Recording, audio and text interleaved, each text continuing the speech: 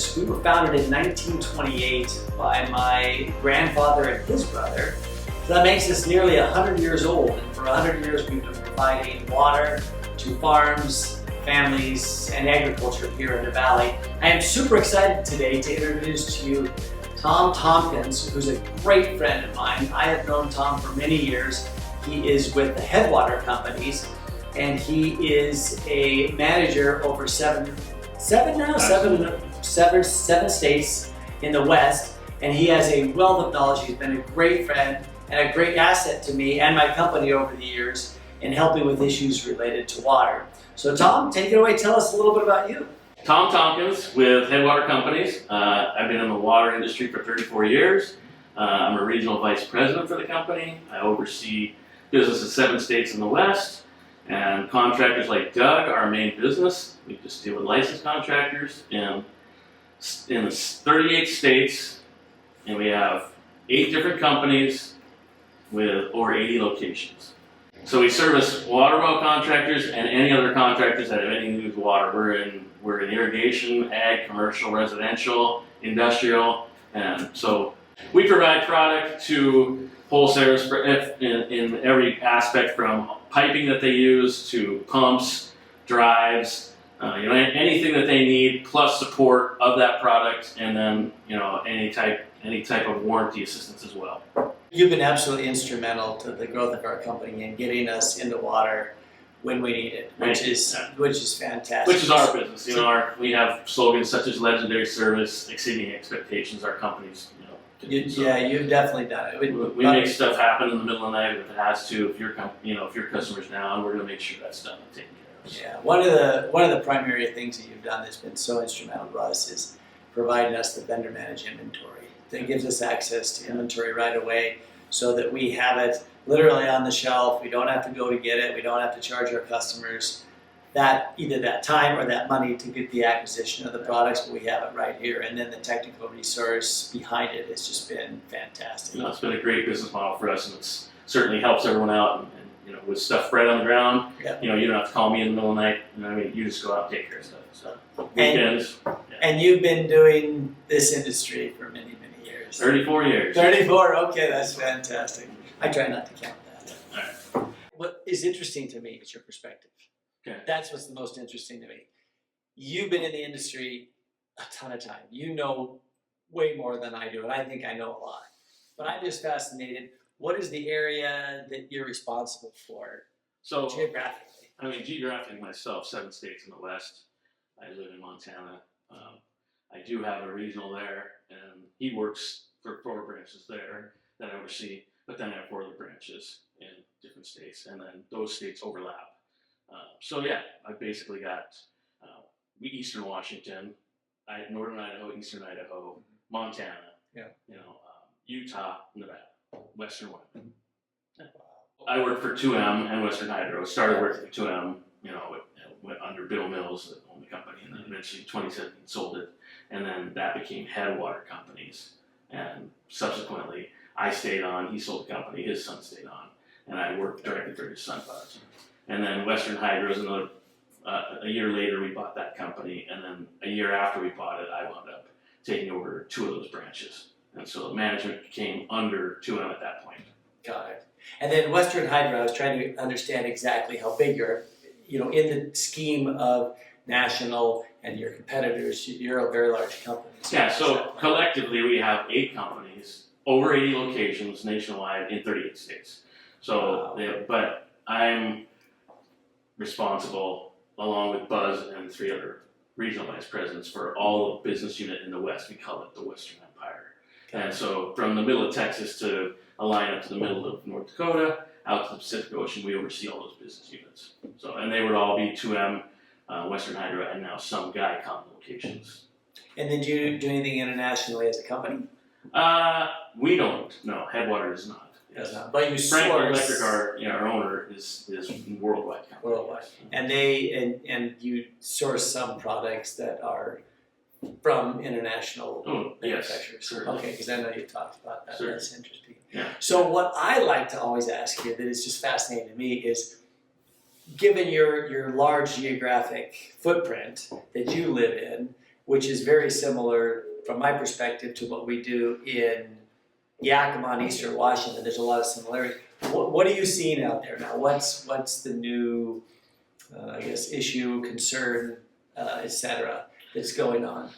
I wouldn't say there's, new issues, concerns. I mean, the big thing has been obviously moving to drives, or frequency drives on pumps for efficiency, starting, power companies are offering, in multiple locations, they're offering rebates to contractors or rebates to companies for moving to those drives, selling those drives. And subsequently, they want to get that power grid a little bit of strain off power grid. Because if you, as you know, well, if you across the line start something, it sucks the power grid dry. It's like the air conditioner turning on and you see the lights drop. And they're trying to get away from that. So variable frequency drives have been the biggest thing that's happened to the industry in the last 10 years. Wow, still a big push. And then they've been talking a lot about the new motors that they're coming out with and the new regulations about the permanent magnet. What do you see? I guess for the audience, I should just say that's a new type of motor that's much more energy efficient. Has great applications, for certain things, but not great applications for others. But are you seeing much adoption? We're seeing some of that, but it doesn't fit everything. Yeah, correct. It doesn't fit everything. And in certain locations, contractors, they're accepting it and they want it, but then you've got some that are still old school. I want to do it this way. My grandfather did it this way. I'm kind of like your company sold. I mean, there's a lot of companies still out there like that. Fortunately, that there's still kids are taking that business over. But so some accept it, some they're not into it. One of the neatest conversations I had at one of your Headwater events was we had a breakfast. Dee and I ended up. Your president and I ended up for breakfast, and he was talking about his work reviewing geographic and population numbers, which makes perfect sense. As soon as he said it, it was perfect, and I thought, why am I not doing that? But that was really interesting to me because the area that you live in, more people are moving to. Correct. Yeah. That's what's amazing to me. And when I talk to people in Seattle, their perspective of the world is Seattle. Yeah. They don't think of necessarily people migrating from Seattle and the metro areas and the more rural areas, but as you and I well know, you from Montana and you from Eastern Washington, there's a lot of people moving around. Yeah. So how do you, from a kind of a macro situation, what do you see the effect there? Because we're seeing it here. Yeah, well, I mean, it's very profound, because, you've got one business that'll wane a little bit, and then, the other that'll just pick up and take off, And we're generally watching that when we're trying to figure out where we're going to open a location or if we're interested in purchasing something. So, there's no doubt about it. If people are going there, where do you want to be? You want to be there, right? I mean, so, that's you want to be, growing, you don't want to be dying. So following that is, obviously a very big business decision, right? And you have to do it in order to survive and continue to grow. Do you see much with, I suspect you do, with municipality growth also in delivering water? So it's not just people, on a well and a pump, that municipalities are getting bigger. I know we do a lot of municipal work, and we're seeing just more and more and more of that growth, urban sprawl, and then they're having to build out the infrastructure. Are you guys involved in that? We see some of that. I mean, state regulation does a lot of that. Like some states are closing off basins for drilling. They don't want residential wells at all, so they want a community well in a subdivision, and you're going to get this much water. You're going to have this well, or maybe 2, or maybe 4, depending on the size of your subdivision. And then, same thing for municipalities. They're looking for that. But the biggest fight over water has always been agriculture, and so you see that as a major thing in all of the western states. And not so much in the east, but definitely in the western states. Well, you hit a perfect topic for us, which is agriculture. We've seen it particularly in the ranch and cattle industry. It has been regulated seemingly to death, and so it's been absolutely shocking to see how that has changed, and some people are being driven out of business. But I'm curious, like in ag, you're right, I hear the work in Northern California, where you have, I'm not sure all the industries, but you have agriculture that, as you say, they're being pushed out because as the water supplies get smaller, Absolutely. Yeah. ag seems to be the easy target. Are you seeing that in your area? Yeah, absolutely. I mean, you have Indian reservations fighting with the states over that, and there's constant lawsuits. Yeah. Who owns the water? Everybody wants to own the water, I mean, so, yeah, I mean, it's just prolific. It's not going to end, right? Yeah. So. Yeah, that's interesting. And ag always seems to be the one that loses out on that. They seem to be the easy target for everybody. Yeah, well, who owns the water? The water rights go back to whatever. Everybody's trying to wrestle water rights from everybody, and so it's just a never-ending battle in court. And you bring up a good point also about the Native American tribes. We certainly have a lot of them here, Right. and as we know here, they're a sovereign nation. So Right. they have their own rights to the water, and they have their own ability to control the water, as you say, like you say, who owns it Right. and for what use, and they control a great deal related to water and fish and conservation, right? You probably see that a lot in your area also. Yeah, absolutely. Flathead Indian Reservation, Montana.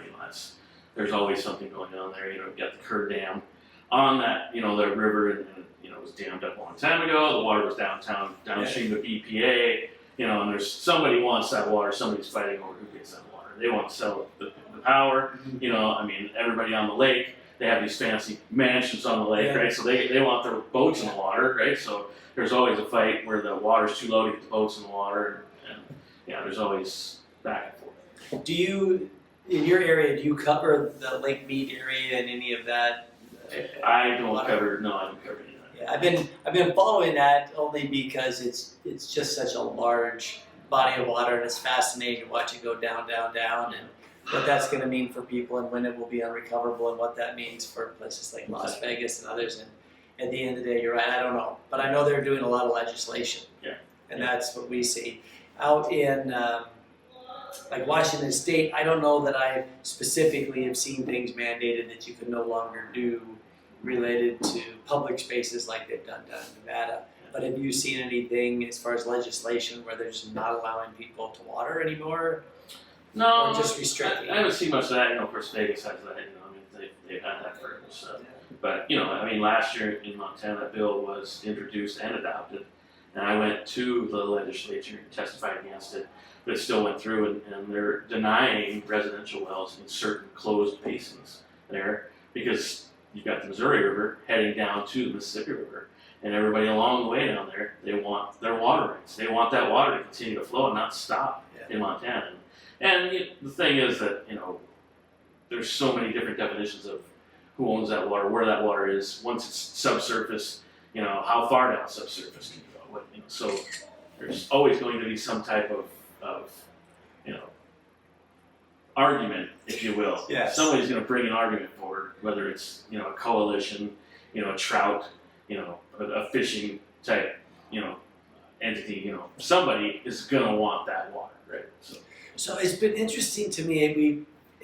As we see urban sprawl, what is very typical for us is that people call us and they say, it's always worked, my well's always worked, everything's fine, and all of a sudden it didn't work.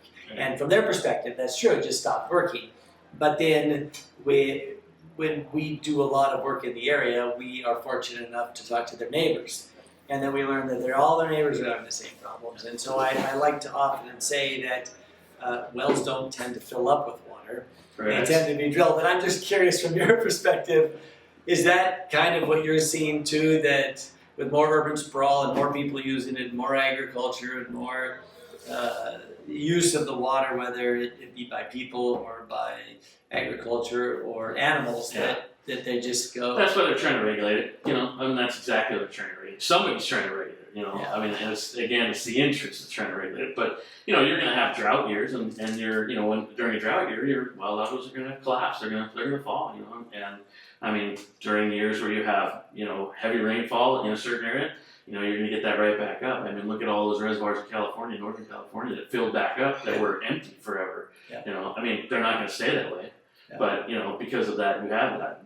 It's funny, I was reading an article about the earthquake at Hebgen Lake just last night, and big earthquake, Yellowstone, just outside of Yellowstone Park, where all that activity is going on anyway.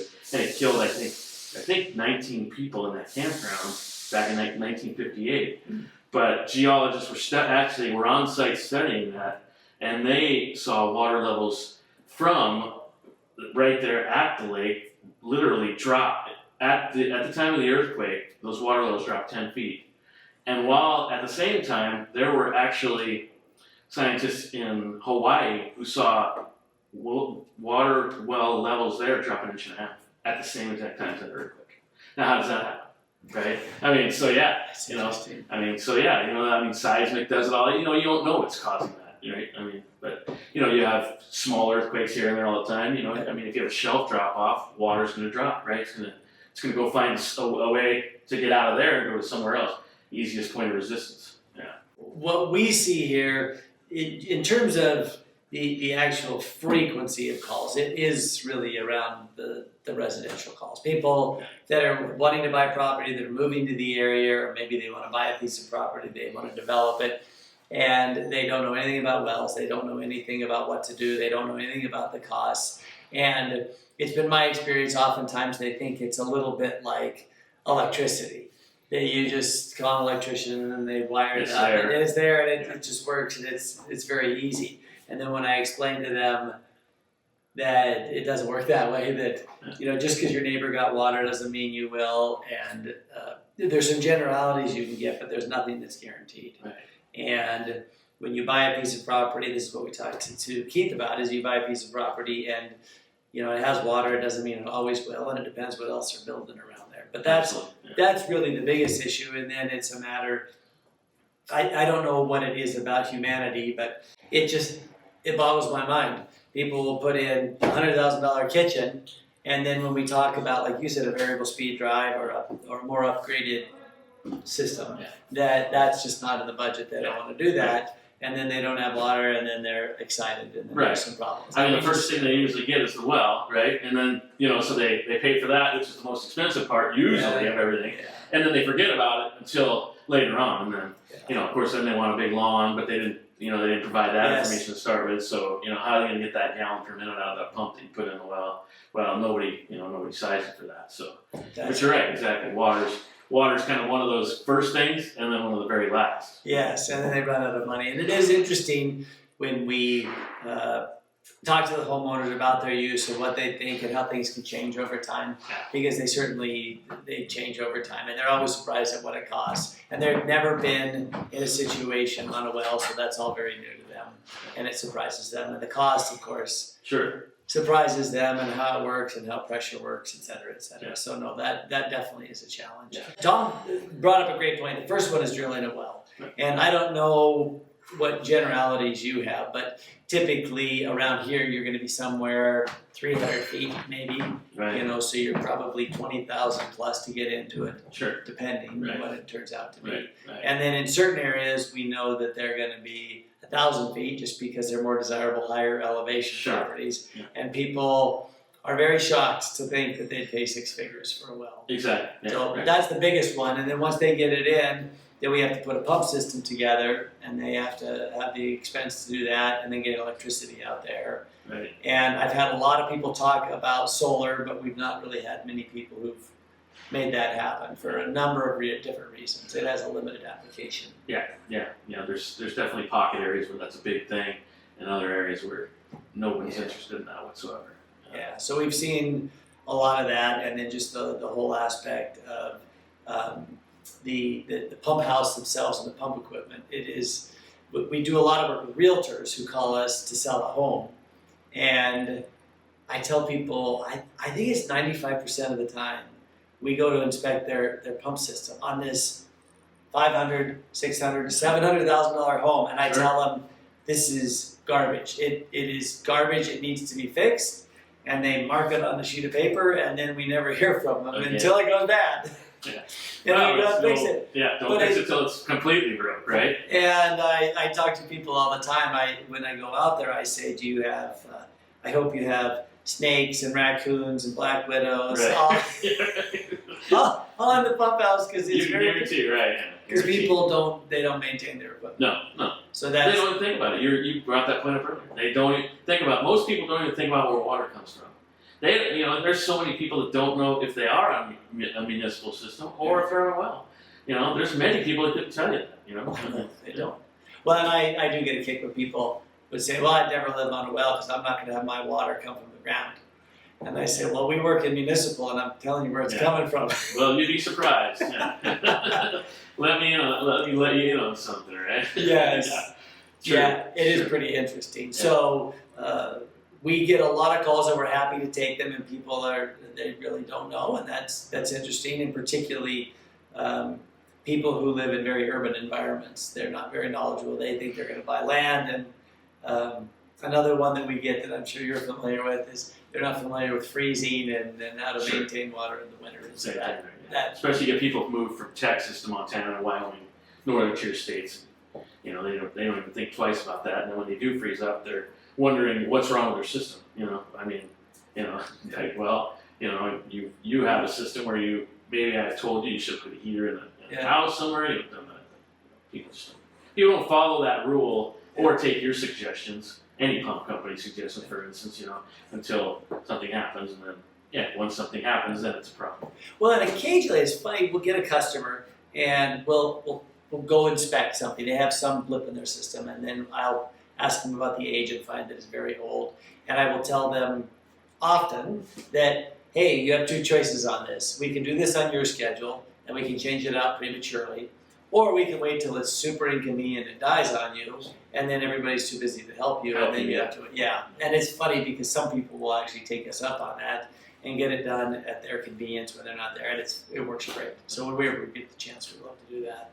So do you have, I don't actually know this, but do you have a separate ag division? Like in the spring, obviously, when everything fires up and the water's in the ditches, is that something that you have resources for, that you just put a crew together to go out there and cover all that and still be able to cover your... We have crews that are dedicated to ag because they're just such a big part of what we do, and their timeline is super critical because we do primarily tree fruit here, and tree fruit just doesn't have the ability to wait. We've heard it when you get into the summer months, they can have crops die, and that's a real concern. And so we have a crew that's dedicated to that, and we go out as fast as we can, and we deploy those people and get them back into water because everything, it's like cattle, it just dies all of a sudden. Be a major financial disaster for them. Yeah, and we've had those issues before where people have had crops that have actually experienced some sort of hardship, and you can see it in the trees and they don't produce, and they're seeing a lot of that in Northern California, but in those cases I think they couldn't get to it, so they were done. But we do have an ag division. We have equipment specifically dedicated to that because it's normally bigger equipment, and we have a crew that's really good at that. And what percentage of your overall business do you think is residential? Well, it's an interesting number because if you look at just in terms of dollars, I'd say, well, it's relatively small from a financial standpoint, maybe 20-30%.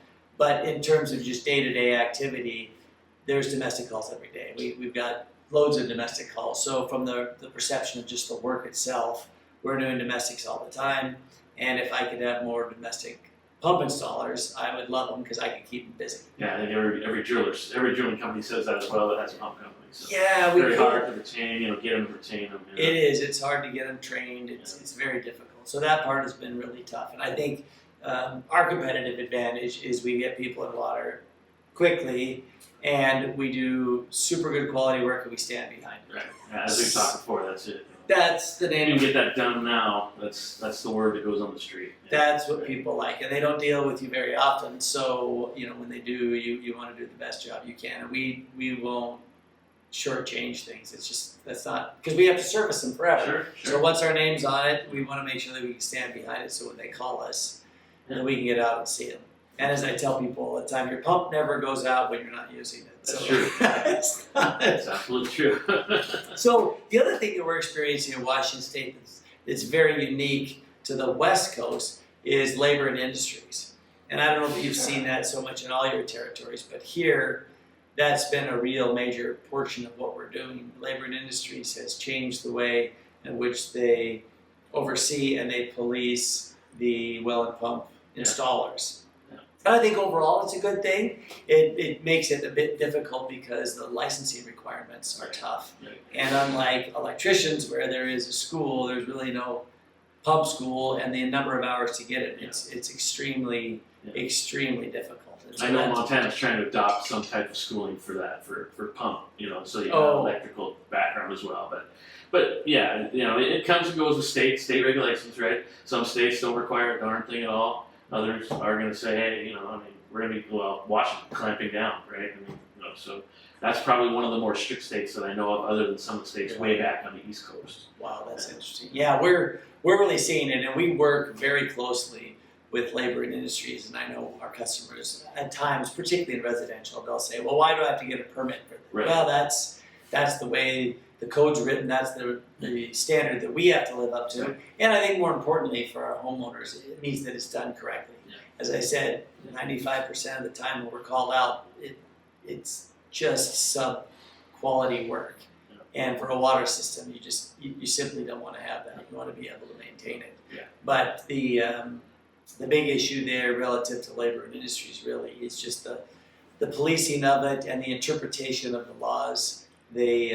We frequently get into variable frequency drives, is a great example, Right. where we get into variable frequency drives, and there's a lot of conversation within labor industries about how they are to read and enforce the rules relative to the installation of variable frequency drives and what's the proper techniques you use. And it's been pretty frequent that our questions about techniques and our interpretation of the law and the local inspector and their supervisor and ultimately Olympia, the state capital, are very different. Yes. And it's really fascinating. So they're taking a more serious look at it, which is really interesting. And so I think it's good for everybody. It just is very, very new. I think it's good. I think it becomes tedious to some extent. Because there's, and there it is. You have an opinion, personal opinion. A sanitarian, for instance. I've dealt with them over the years.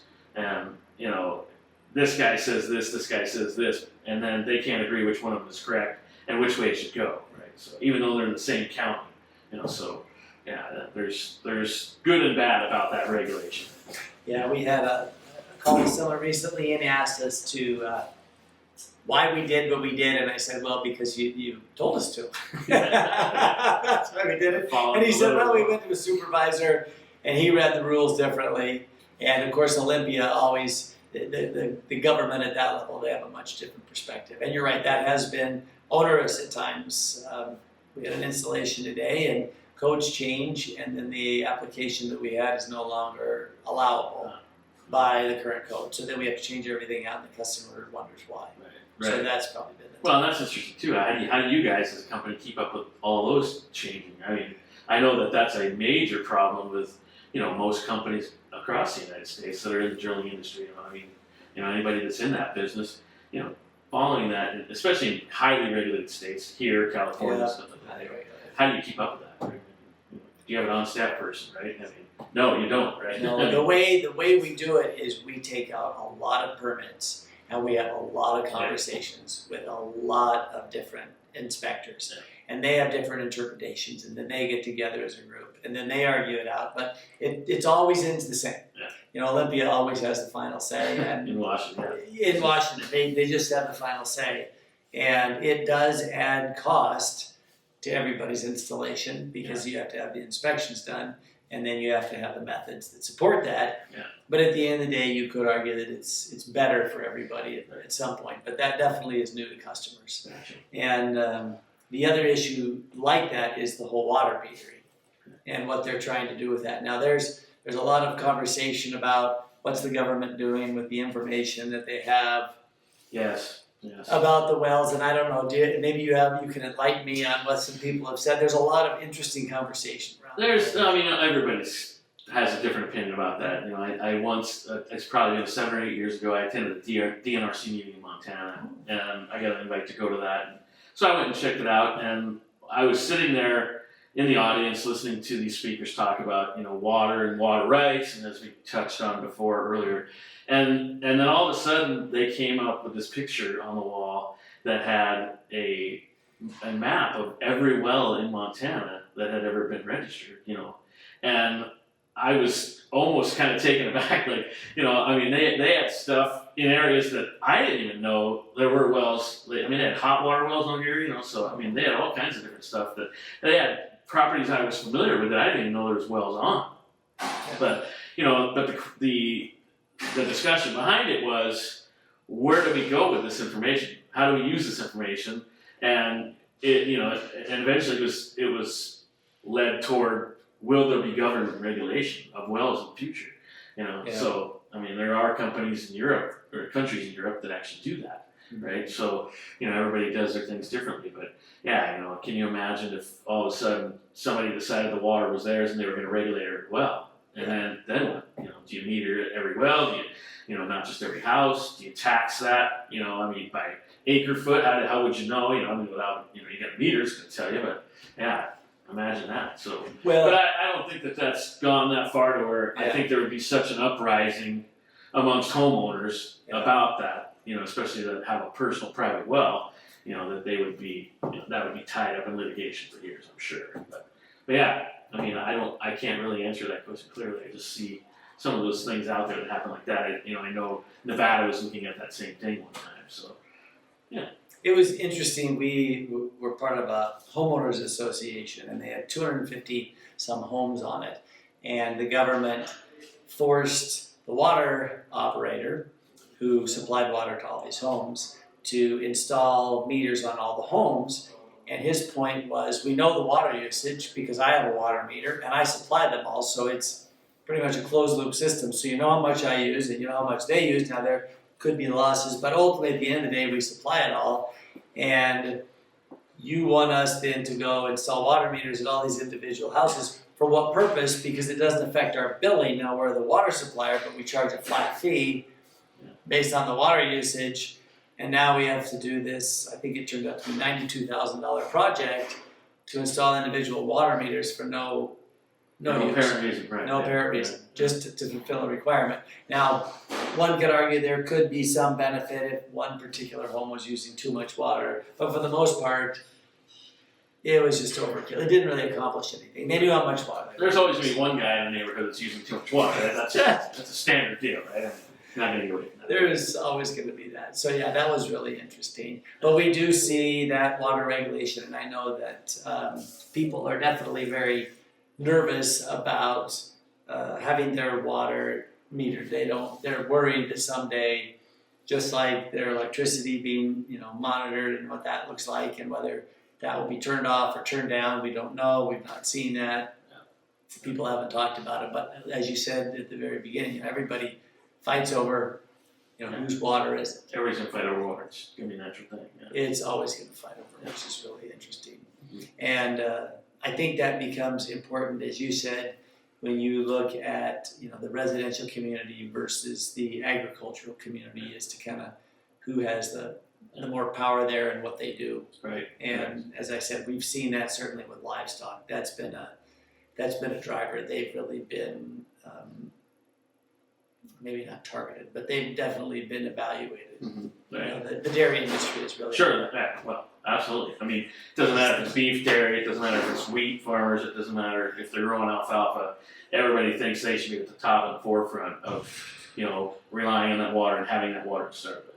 So, what do you see? We always try to look out in the future as best we can. We're doing what we're doing, but it's always good to know maybe where technology is going to play a part. Everybody's talking about AI, how that's going to change our whole world. And I know there's been a lot of people that have had conversations of monitoring, having all sorts of, having your cell phone, be able to monitor your well. Right. And I've always said, okay, that's great, but as you said earlier in the conversation, to what end? I mean, you can do that, but what do you learn from that? So is there anything that you see that's being developed now that's interesting to you that maybe we'll see be helpful to us? As far as that technology for installers, for instance, now you can use your cell phone and you can run your pivot in your field. You can change the angle of the pivot. You can change how much water is running to the pivot. You can change all that. You yourself, your pump guys, they can set the hertz. They can change anything they want down. Once they set that drive up and they start running that.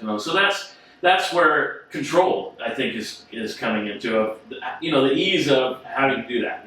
There's a lot of work involved in putting that pump into that well. Obviously, piping it, doing all that, capping the well, and then firing up the system, like it's electrical.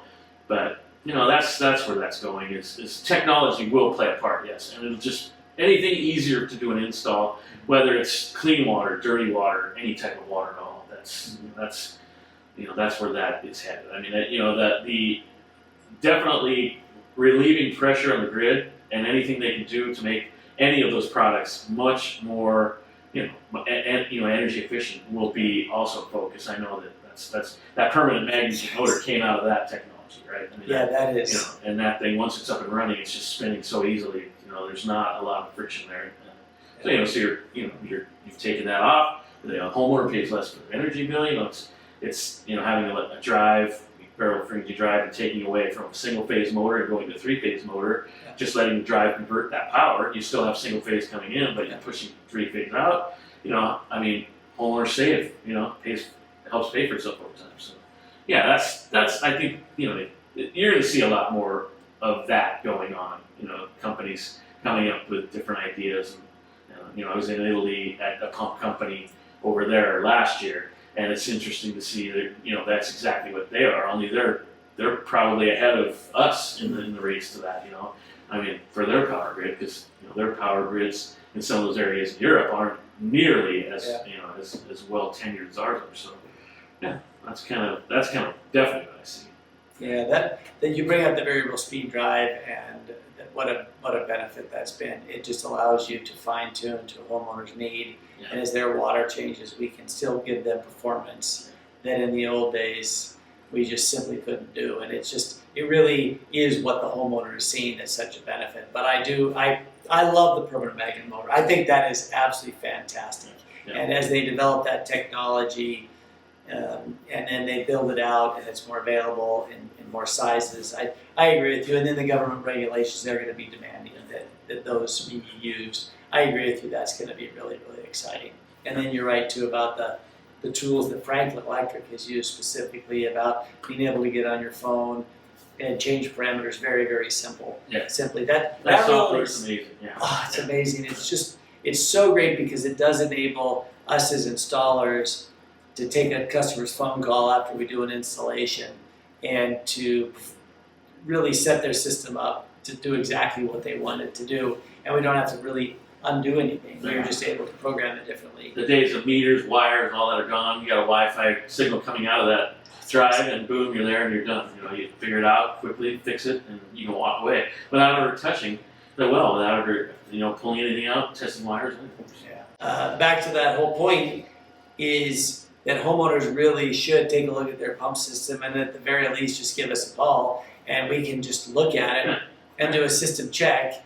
And if it's something I can't handle, well, certainly I can call you and we can handle it together. That'd be great. But I think it's so much easier for homeowners to do it on their schedule, on their time, in their budget, as opposed to waiting until it's an absolute emergency. Because so many people do that, and then you're going to be without water for a great period of time, and you may not get the equipment you want in a timely manner, and you may not end up with the system.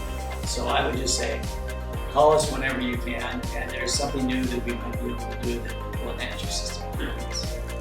He's got to figure it out. Okay, that's nailed it. Thank you. Love it. All right. And thank you.